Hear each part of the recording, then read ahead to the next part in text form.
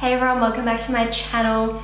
I just filmed this pretty much entire video over half an hour footage and I realized that my microphone wasn't plugged in. I was a bit over the place, so hopefully this is going to be a lot more streamlined this time. If you're new here, you may have missed out. About 2 years ago, I got my brows feather tattooed. I made a video on it. I don't even remember what I said in the video, but I wasn't completely mad about it, but now I'm definitely not happy about it. Guys, it's just a mess. Like, it was such a botched job. I'm so unhappy, and I have a friend who is just equally as unhappy with hers from the same place. But before we jump in, please subscribe if you're new to my channel. Give this video a thumbs up if you enjoy these kinds of botched procedure jobs. I can come up with some more. I've got clients, I've got friends who've had various things botched. If you find it interesting, I can tell you guys some more stories. So yeah, thumbs up so I know that that's the kind of content you like seeing here every now and then on my channel. And yeah, let's jump in. So I was scrolling through Instagram to get a timeline for this video. So it was actually the 4th of March 2016, so it's now like the 10th of March today, I think, 2018. So pretty much exactly 2 years later to the week that I got my brows feather tattooed for the first time. To get a little understanding about this, brow feather tattooing really started to be super on trend. Everyone was starting to get it.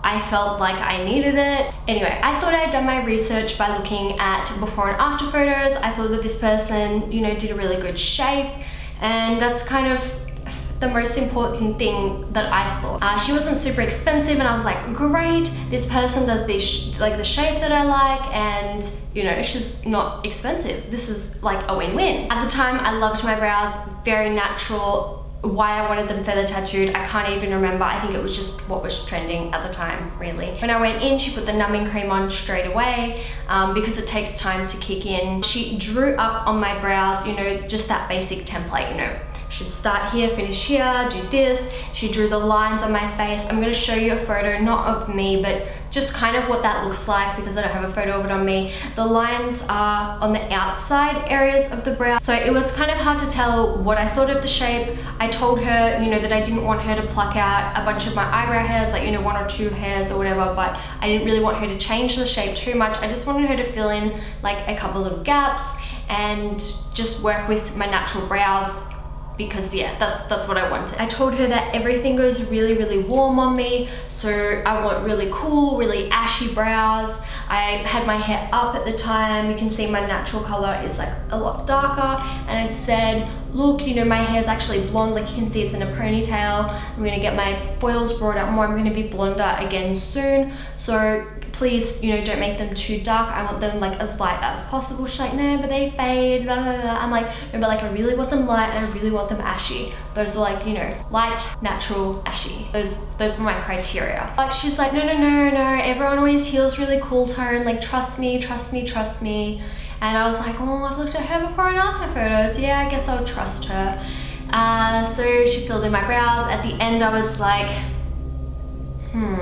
I felt her during the time pluck out a few little hairs here or there. Obviously you can pluck out more than one at a time, so it didn't feel like she'd done a huge amount, but when I got in my car I'd seen she actually had plucked out a bunch of hairs. She had made my brows quite arched. She had really drawn outside the lines of my brows as well. I was not very happy when I looked at them. I said to her, I was like, look, they're really uneven, and I'm like freaking out because I'm like, ink is there now. Like, I get, you know, if they make them a bit too thin and uneven, yeah, you can thicken them up later. But she's like, you know, we can fix things at the touch up. I'm like, yeah, but you've put ink in there. Like, what do I do? And she was like, no, trust me, like they'll shrink, and just kind of said that. And I was like, they'll shrink? It sounded very dismissive.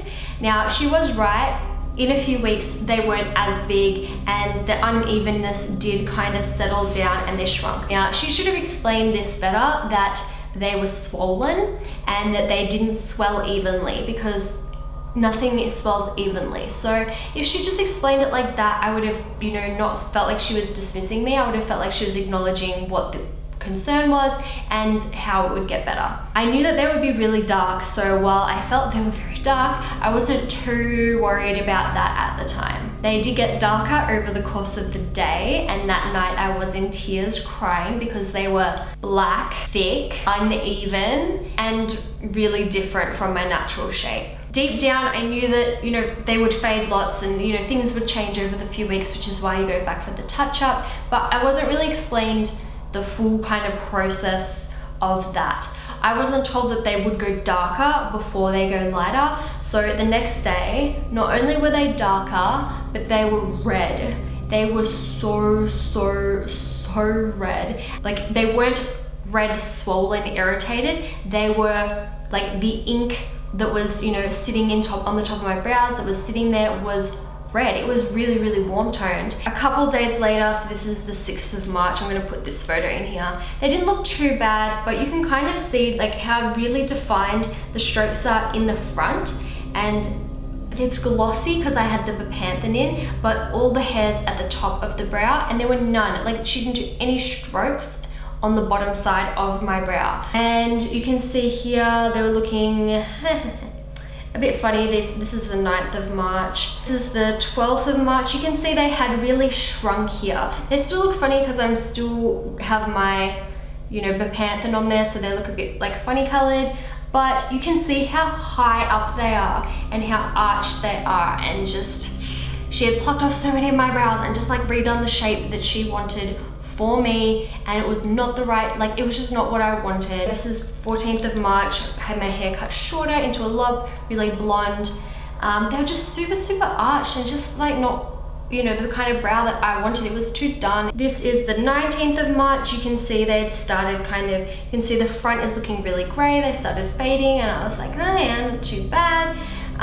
Here, what's this, 20th of March. So this is the 25th of March. I have a before, immediately after, and 3 week after look at my brow.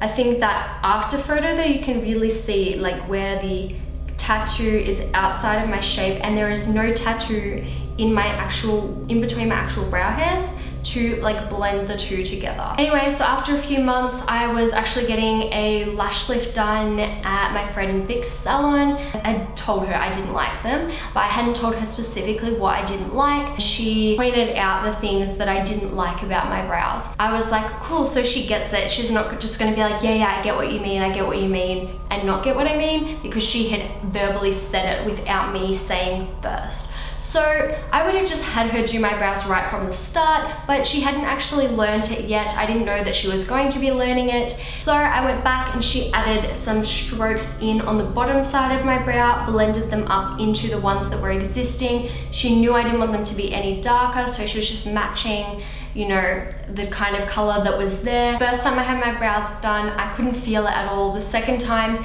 I could feel it a little more, and this time it was a lot, like I could feel everything. What I think happened was just that I built a tolerance to the numbing cream over time, because, you know, we used numbing cream all 3 of the times that my brows were touched. Originally I thought, oh, because it's over scar tissue, but you know, Vic only did it on the bottom side of my brows that hadn't had any added there at all. So yeah, she wasn't going over an area that had been tattooed. So I think it's just that I grew a tolerance to the numbing cream, so keep that in mind. The more you go back, you may develop a tolerance to the numbing cream, and trust me, it hurts. I have a massive tattoo, like in between where my bra is as well. It's like my whole back is a tattoo. So I'm not being a little baby about it. It's just such a sensitive area. Certain spots on my back were sensitive as well, but just when it's your face, like you just can't, it's just horrible. I hated the pain, but you know, I wanted them fixed. When I looked at my brows, I thought they looked so much better. I was so happy. I was like, oh my goodness, yes, you've blended the hairs in together. They don't look as crazy now. Now, after she'd done that, I had kind of in my head planned like, okay, so I heal very well. Hopefully these tattoos will just fade out. Now, I didn't think in my head that they would fade out 100%. I know a lot of people have that in their head. They're like, oh, it's not permanent. It's semi-permanent. It may never completely go, but it won't stay like perfect forever. You need touch-ups, but it's not going to disappear necessarily.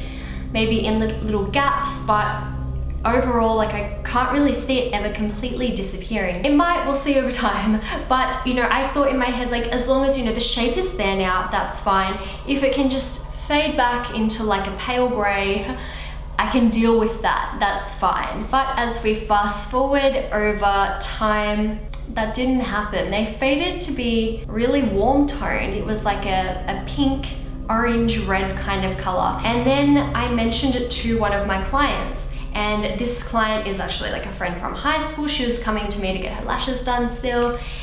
She went to that brow person as well. She had hers done the same color as mine, I think. I'm pretty sure it would have been about the same. I mentioned it to her and she was like, me too. I noticed that as well. I hate it. My brows are so red now. And I, you know, because I'm looking at the lashes, you know, I'm doing my actual job. And so I started looking at her brows. I was like, huh. All right, so I'm not crazy. Someone else has noticed this too. Our brows are going red. Now I had some other friends who went there, but they all had really dark hair, so theirs hadn't gone warm toned. I haven't noticed them have any problems other than the fact that they just get them touched up way more than I think that they should have to. I have to use like a tinted brow gel or something every single day, something cool tone, just to balance out the warmth from my brows. You can really see the difference, like here from, you know, no products to when I fill them in and stuff. You can really see like how drastically different they are. Like they're so warm, they look ridiculous. Yeah, that brings me to today, pretty much 2 years since I've had it done. Shape not what I wanted, shape uneven, both brows, but I mean everyone is asymmetrical, so I can forgive that a little bit. Super red. I'm not happy with them. They're such a mess. I always get asked, you know, should I get my brows feathered? And I'm like, no. But yeah, someone who has like no brows at all, yeah, it's probably gonna make your life a little bit easier. You're still gonna have to fill them in and stuff, but it's gonna give you more of a guideline because drawing on your brows from scratch can be very tricky. But yeah, there are so many people with great eyebrows. Like I wouldn't touch them. Like you don't need it. Go see a brow person, you know, get them tinted, get them waxed, get them shaped. You know, they can show you how to fill them in, how to, you know, do them at home. That's what I'd recommend. Most people will be fine with that. And I don't want anyone telling me like, oh, your brows have gone red because it's time for them to be touched up. No, that's not the case. They haven't like really faded. They're not like super patchy. They're a little bit patchy. Like they would be due to be touched up, but they're like just red. Like the ink is red. I just hate them. And the shape they did was not what I wanted. So yes, I just don't think that it is worth it for a lot of people to actually go through it, because I've spoken to so many people who are so unhappy with their eyebrows now. Anyway guys, I would love to hear your thoughts on this subject matter. Please leave me some comments below. If you've had a disaster story, if you know someone who has, if you've had a great experience, you know, leave it down below for people. Let them know where you've gone for different places in the world, because that will help people out. I'll leave a link down below to Victoria, who is the person who I would trust with brows in Melbourne. That's who I would go see. Like, you know, that's who touched up the bottom side. Those strokes haven't gone all funny. So yeah, that's who I would recommend. I'm not gonna leave the person who I went to see down there, because I don't know, I don't want them getting bashed and stuff. And I do have friends who are like pretty happy with their experience there, so I don't think it would be fair, you know, for people to go hate on them when, you know, some people have obviously had like a good experience. Thumbs up if you want to see more botched videos. I don't have like lots and lots of things that are botched. Occasionally, time to time, maybe. But I do have friends, clients, and you know, the clinic where I go to, they see lots of botched jobs come in that they have to fix. So I can get some stories and do some little story time videos for some botched procedures. If you guys find that interesting, yeah, let me know, because I am super keen to do that, because it's always fun to talk about those kinds of things. And I guess we can kind of troubleshoot what to do if you ended up with something botched. Anyway guys, thank you so much for watching. Don't forget to subscribe before you leave, and we will see you all in the next video. Bye guys.